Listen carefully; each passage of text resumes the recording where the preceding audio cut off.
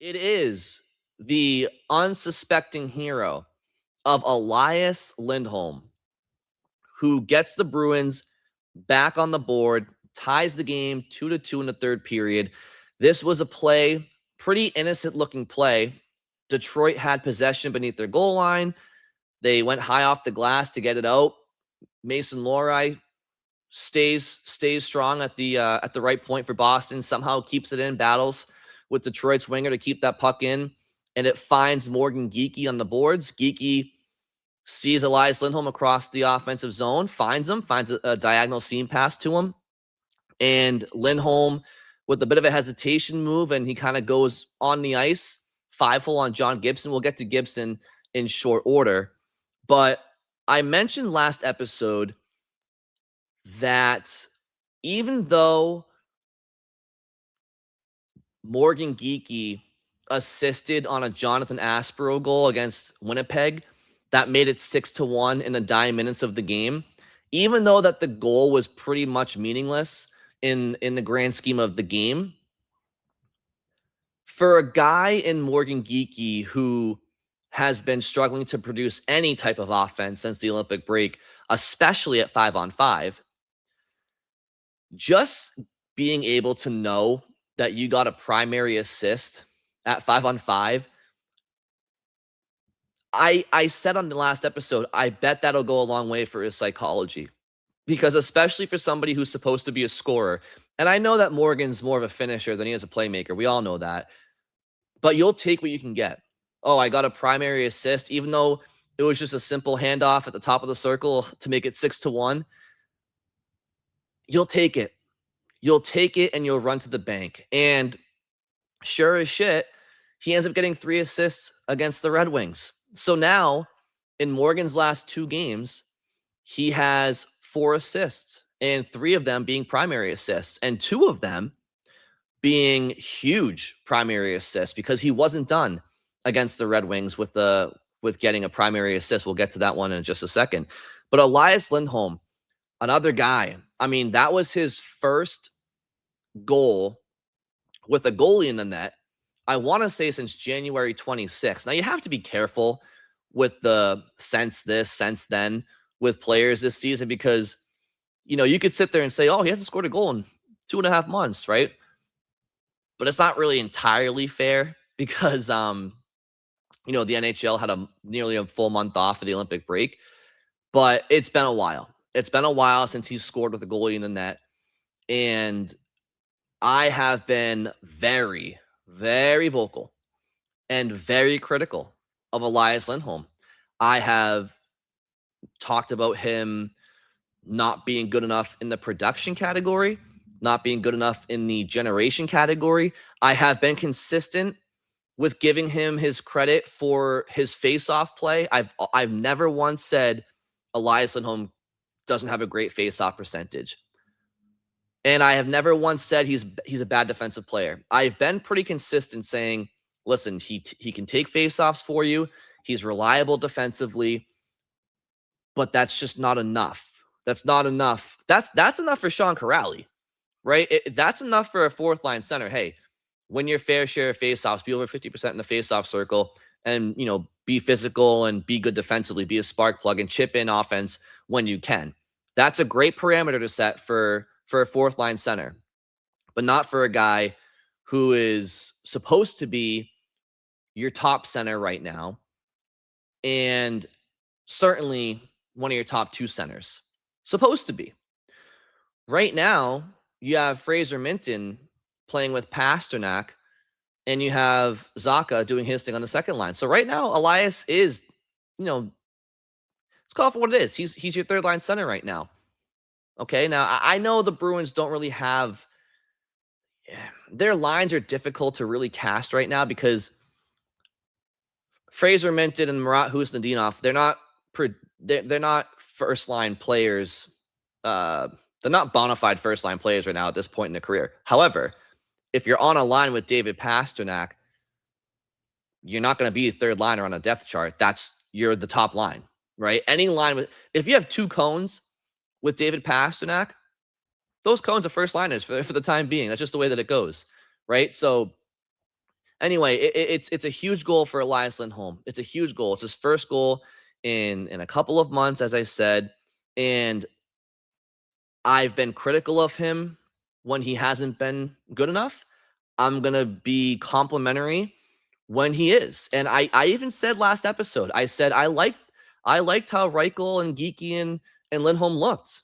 I mean, they were on the ice for Reichel's goal, which again, it was a bit of a fluke goal, right? Because it's a dump in off the glass, hits a stanchion, and Reichel wins a race to a loose puck. And then the Aspero goal was in garbage time. But again, they're on the ice. They generated, they scored. Don't take it away from them. So I liked them against Winnipeg. And I liked them against Detroit. So I said I liked them against Winnipeg. I said Lukas Reichel is he for some reason he's that magic potion that's been able to kind of rejuvenate Lindholm and Geekie right now. For whatever reason, they're working. I know Reichel's speed and skill kind of forces them along. I mean, David Pastrnak has speed and skill, right? And those guys were still struggling. But sometimes, I don't know, sometimes it's really inexplainable how certain combinations work. Look at Zaka, Mittelstadt, and Arvidsson. They've been one of the best lines in hockey this year. Nobody saw that trio being this. I certainly did not. I certainly did not. But if Elias Lindholm and Morgan Geekie can get themselves going here down the stretch, the Bruins desperately need that. If they want to make the playoffs and make any type of noise, those guys have to be producing at a respectable clip. You cannot be invisible offensively. And to their credit, they have not been the last 2 games. So I'm not going to sit here and shit on them now that they're producing. I mean, you have to give them their flowers, and I'm doing that. Like, if players aren't producing, I don't solely criticize them if they're simply just not producing. If the effort's there, if the generation is there, if the chances are there, then you're not going to hear me say, "Oh, these guys are terrible. They suck. They can't play." No. If you're generating and you're creating, but you're not executing, I will sit there and say they're trying. They're right around it. They're doing their best. They're just snake bitten right now. Their execution's not where it needs to be, and that's fair.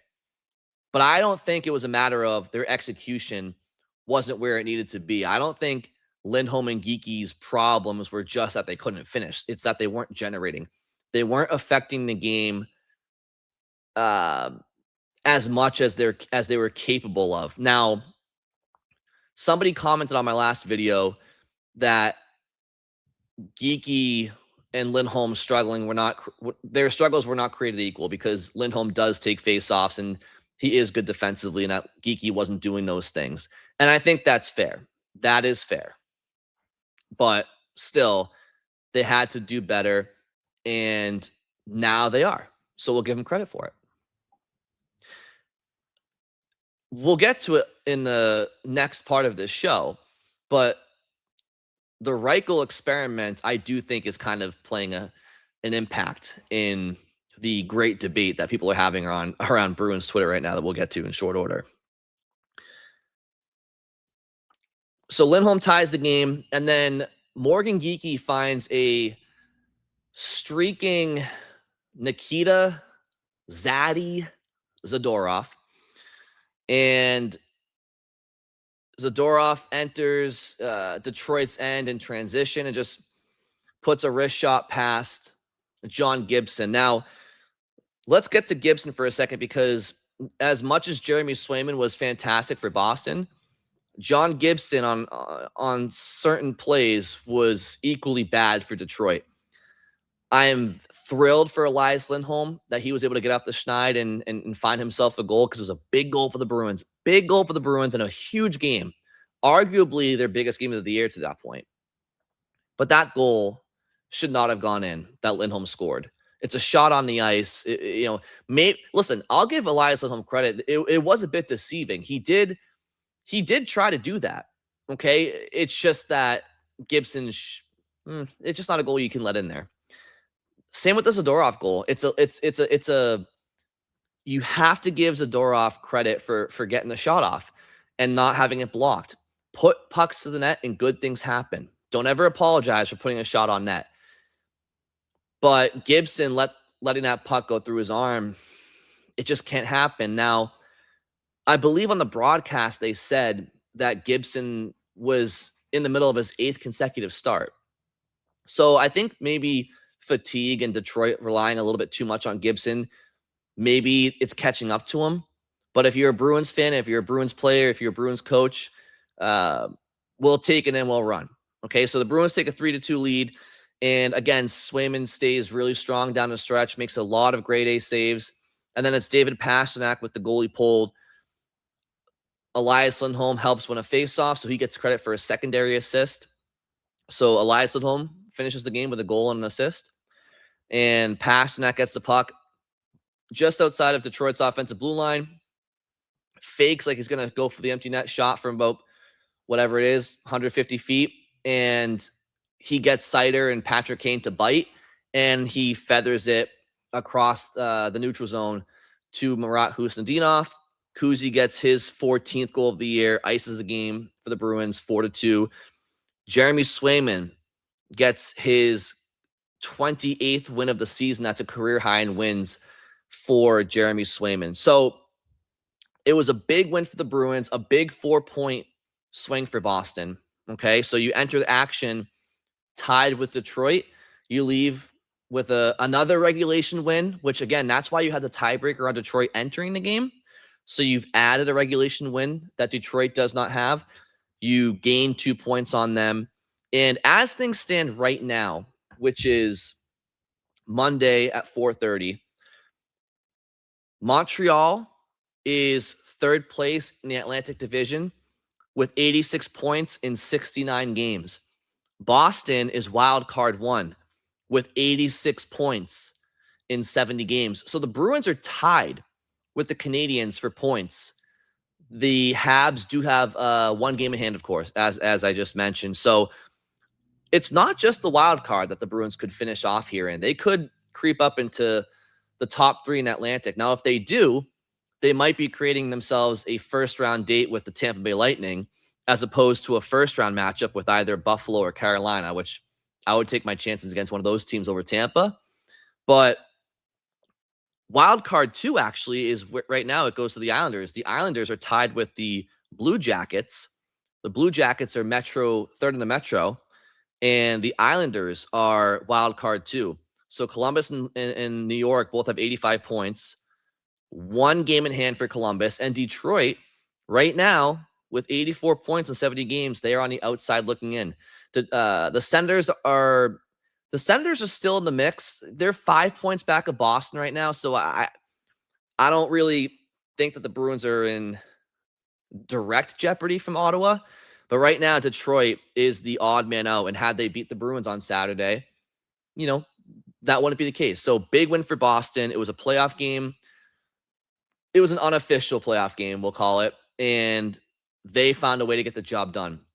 Let's go to Elias Lindholm after the game, talking about his first goal in quite a bit and a big win for Boston. That goal feel? No, it's always fun to score. Obviously, it was a little uncertain whether it was offside or not, so it's tough to, sally or be happy about it before it was confirmed. But no, it was good. It was an important goal for us, and it was unbelievable to get the 2 points. It seemed like it took maybe a half a step back instead of one time, and it was that kind of strategy, or? Yeah, it was not really flat, so it was hard to one-time it. So I just decided to, catch it and then shoot. So yeah. Yeah, there you go, Elias. Pass, shoot, score, right? So again, a big win for Boston, and what was encouraging was which players helped get them to the win. It was a game that had Boston's top players all over the score sheet, right? Jeremy Swayman was their top player, number 1 star in the game. Okay, he was nails. David Pastrnak had a goal and an assist.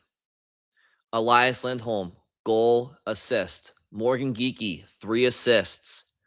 Charlie McAvoy, 2 assists. Okay, so the Bruins' top players, or the guys who are paid to be the Bruins' top players, they stepped up. Now, you may realize that the second line was a little bit quiet on the score sheet. That's okay. Let's give them that grace, because you know what?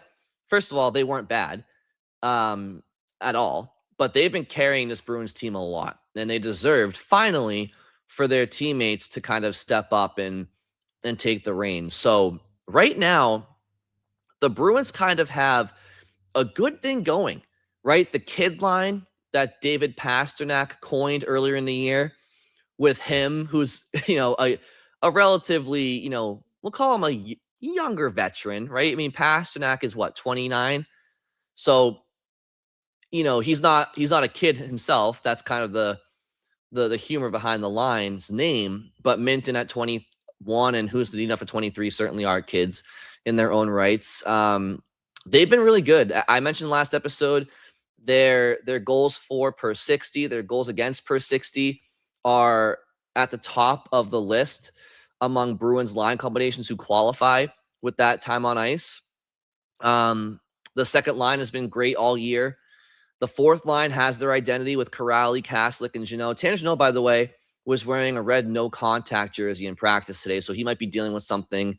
And Mikey Eyssimont was slotted in on the fourth line in practice. So if Tanner Jeannot isn't good to go against the Leafs on Tuesday, expect Mikey Eyssimont to maybe get a chance on that fourth line. Okay, but either way, that fourth line, when healthy, you know who they are. And again, the third line right now of Elias Lindholm, Morgan Geekie, and Lukas Reichel, they've been good in their last couple of games since being put together. They have, 3 goals for as a line at 5-on-5, 0 against. And again, it's not just the points. Like, they look decent. They look pretty good. Okay, so right now the Bruins lines, they're looking good right now. And that kind of leads us in to our next conversation, which is James Higgins. Now,